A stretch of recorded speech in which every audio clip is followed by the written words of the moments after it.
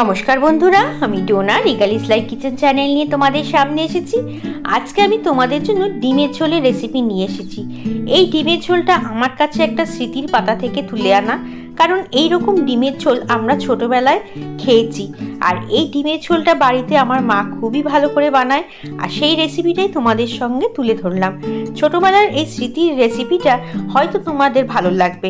যদি ভালো লাগে অবশ্যই কিন্তু যাওয়ার আগে একটা লাইক করে দিও। চলো তাহলে আর দেরি না করে আমরা ঝটপট রান্নাঘরে গিয়ে আজকের রেসিপিটাকে তুলে ধরি। শুকনো কড়ার মধ্যে আমি সামান্য একটু নুন দিয়ে দিচ্ছি। নুনটাকে আমি এখন এই শুকনো কড়ার মধ্যেই ভেজে নেব। নুন যদি শুকনো কড়াতে ভেজে নিয়ে তারপরে তেল দাও, তাহলে দেখবে মাংস বা ডিম বা মাছ কোনোটাই কড়াতে তলাতে ধরে যাবে না, আর স্মুথলি ভাজার পরে সেটা উঠে চলে আসবে। আমি এই রান্নাটা হোয়াইট অয়েলে করছি, তোমরা চাইলে এর জন্য সর্ষের তেল ব্যবহার করতে পারো। তেল গরম হয়ে গেছে, তেলের মধ্যে আমি 6খানা ডিম সেদ্ধ করে রেখেছিলাম, সেই সেদ্ধ করা ডিমটাকে দিয়ে দিলাম। ডিমটা দেওয়ার পরে আমি এর মধ্যে সামান্য পরিমাণে একটু হলুদ দিয়ে দিচ্ছি। নুন যেহেতু তেলের মধ্যে আগেই আমি দিয়ে রেখেছিলাম, সেই জন্য নুনটা এখন আর আমি অ্যাড করলাম না, শুধুই হলুদ দিয়ে ডিমটাকে ভেজে নেব। ডিমটা কিন্তু খুব বেশি কড়া করে ভাজবে না, মোটামুটি একটু হালকা রং ধরলেই ডিমটাকে আমরা তুলে নেব। তোমাদের তো প্রথমেই বললাম এই ডিমের ঝোলের রেসিপিটাকে আমি স্মৃতির পাতা থেকে তুলে এনেছি। এই রকম ডিমের ঝোল আমাদের বাড়িতে আগে রান্না হতো, আর এই রকম ডিমের ঝোল দিয়ে ভাত ছিল আমাদের বাড়ির বাচ্চাদের ডিনারে বাঁধা। আর যেহেতু মাছ মাংস খুব একটা আমরা পছন্দ করতাম না, তাই রাত্রিবেলা ডিমের ঝোল আর ভাত খেতেই বেশি পছন্দ করতাম। দেখো ডিমগুলো ভাজা হয়ে গেছে, ওই তেলটার মধ্যেই আমি আলুটাকেও ভেজে নিচ্ছি। আমি এখানে 6 পিসের মতো আলু দিয়েছি।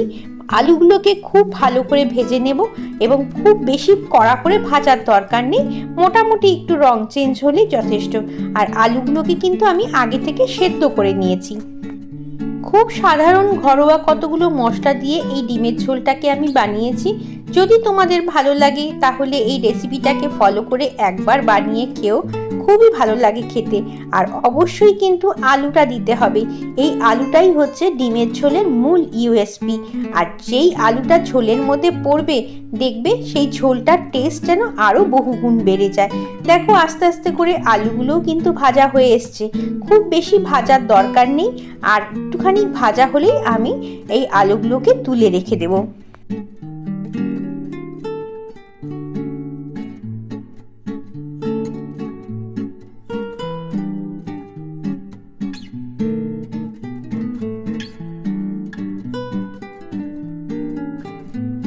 দেখো আলুগুলো কিন্তু একেবারেই ভাজা হয়ে গেছে।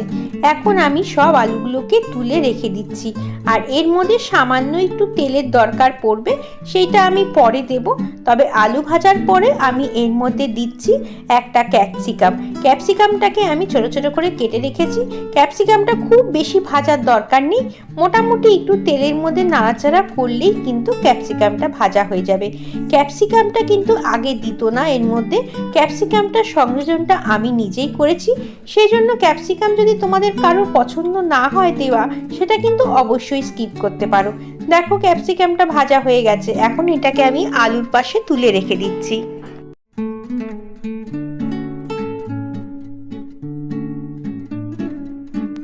এর মধ্যে আর একটুখানি তেল আমি দিয়ে দিচ্ছি, খুব বেশি তেলের প্রয়োজন হবে না। তেলটা গরম হয়ে গেছে, এর মধ্যে একটি শুকনো লঙ্কা আর দুটো তেজপাতা দিয়ে দিলাম। তেজপাতা শুকনো লঙ্কা থেকে ভালো গন্ধ বেরোলে তারপরে এর মধ্যে দিয়ে দিচ্ছি 1 চামচের মতো গোটা জিরে।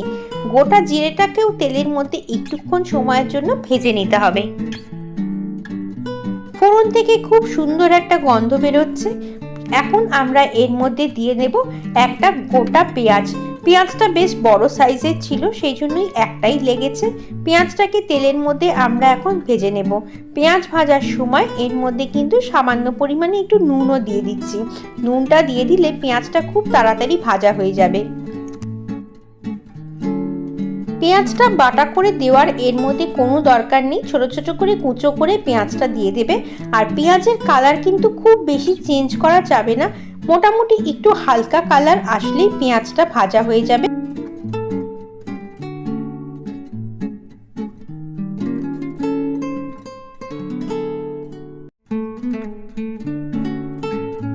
পেঁয়াজটা কালার চেঞ্জ হয়ে গেছে, এর থেকে বেশি আমি আর ভাজবো না। এখন এর মধ্যে দিয়ে দিচ্ছি একটা মিডিয়াম সাইজের টমেটো। টমেটোটা থেকে সমস্ত বীজ ছাড়িয়ে দিয়েছি, শুধু টমেটোটাকে দিয়ে দিলাম। টমেটোটাকেও পেঁয়াজের সঙ্গে আমরা একটু ভালো করে ভেজে নেব।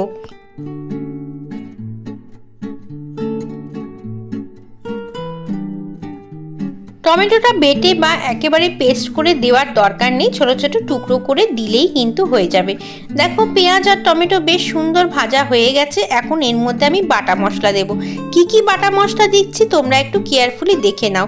দেখো এর মধ্যে রয়েছে আদা, রসুন, শুকনো লঙ্কা আর গোটা জিরে। খুব ভালো করে মিক্সিতে একটা পেস্ট তৈরি করে নিয়েছি। বাটা মশলা দিয়ে এই ঝোলটা যদি বানাও অপূর্ব স্বাদ হবে। আগে কিন্তু এত গুঁড়ো মশলার চল ছিল না, এইভাবে মশলা বেটেই কিন্তু সমস্ত রান্না হতো আমাদের বাড়িতে। আর সেই জন্যই সেই রান্নার এতটাই যে টেস্ট হতো সেটা আজও আমাদের মুখে লেগে আছে। খুব সামান্য পরিমাণে একটু জল দিয়ে দিলাম এর মধ্যে। হাফ চামচের মতো হলুদ গুঁড়ো দিচ্ছি, 1/4 চামচের মতো চিনি দিচ্ছি, 1/4 চামচের মতো কাশ্মীরি লঙ্কার গুঁড়ো দিচ্ছি, আর খুব সামান্য পরিমাণে একটু ধনে গুঁড়ো দিয়ে দিলাম। এই কটা মশলা দিয়েই কিন্তু আমরা মশলাটাকে খুব ভালো করে কষিয়ে নেব। অল্প অল্প করে জল দিয়ে বারে বারে মশলাটাকে কষাতে হবে। এইভাবে করে যদি মশলা কষিয়ে রান্না করো তাহলে দেখবে রান্নার টেস্ট কিন্তু আলাদা মাত্রায় চলে যাবে। মশলাটা কষানোর সময় গ্যাসের ফ্লেম কিন্তু মিডিয়াম টু স্লো থাকবে। হাই ফ্লেমে কষালে মশলাটা পুড়ে যাবে। দেখো জলটা অনেকটা শুকিয়ে গেছে, আমি আবার একটু খানিকটা জল দিয়ে দিচ্ছি। এইভাবে করে আমি 2 থেকে 3 বার মশলাটাকে কষিয়ে নেব। মশলা যত ভালো করে কষাবে ততই তো তোমাদের বললাম রান্না কিন্তু আলাদা মাত্রায় পৌঁছে যাবে। এখন আমি এর মধ্যে 2 থেকে 3 চামচের মতো টক দই দিচ্ছি। টক দই দেওয়ার সময় গ্যাসের ফ্লেম একেবারেই স্লো থাকবে। হাই ফ্লেমে টক দই দেওয়া যাবে না, তাহলে কিন্তু দইটা ছানা কেটে যাবে। দেখো খুব ভালো করে টক দইটাকে মশলার সঙ্গে আমরা মিশিয়ে নিয়েছি। আর টক দই দেওয়ার পরে মশলার কালারটাও কিন্তু চেঞ্জ হয়ে গেছে।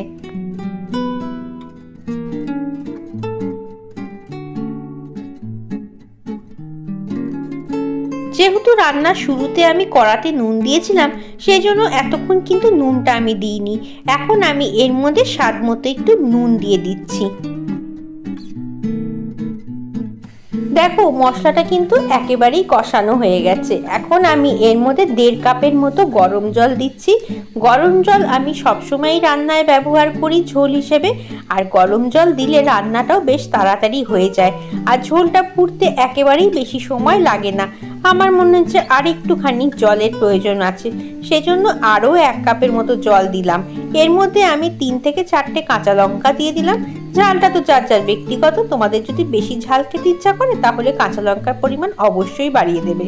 এখন সেদ্ধ করে রাখা আলুগুলোকে দিয়ে দিলাম। আলুগুলোর মধ্যে ঝোলটা ঢুকলে পারে খুবই ভালো লাগবে খেতে। দেখো এখন কিন্তু আর কিচ্ছু দেওয়ার নেই, শুধু এটাকে ভালো করে ফুটিয়ে নেওয়ার পালা।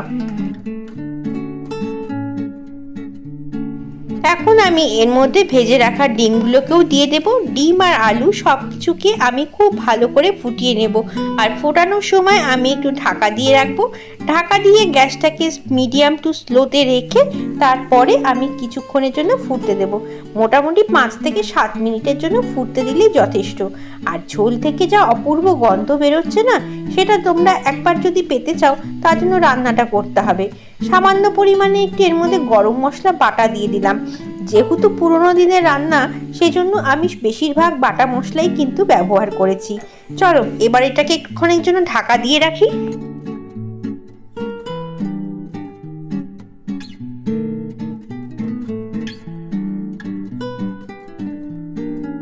ঢাকাটা খুলে দিলাম। ডিমের ঝোল কিন্তু পরিবেশনের জন্য একদম তৈরি হয়ে গেছে।